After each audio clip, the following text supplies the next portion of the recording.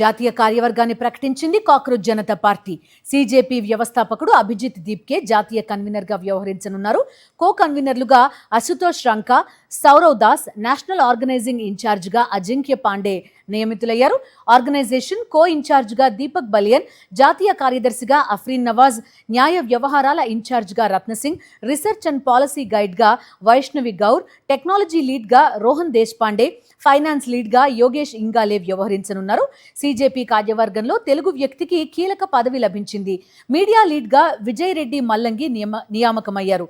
వచ్చే 6 నెలల్లో దేశవ్యాప్తంగా రాష్ట్ర సమన్వయ కమిటీలతో పాటు లోక్సభ, నగర స్థాయి సమన్వయ విభాగాలు ఏర్పాటు చేయనున్నట్టు ప్రకటించింది సీజేపీ.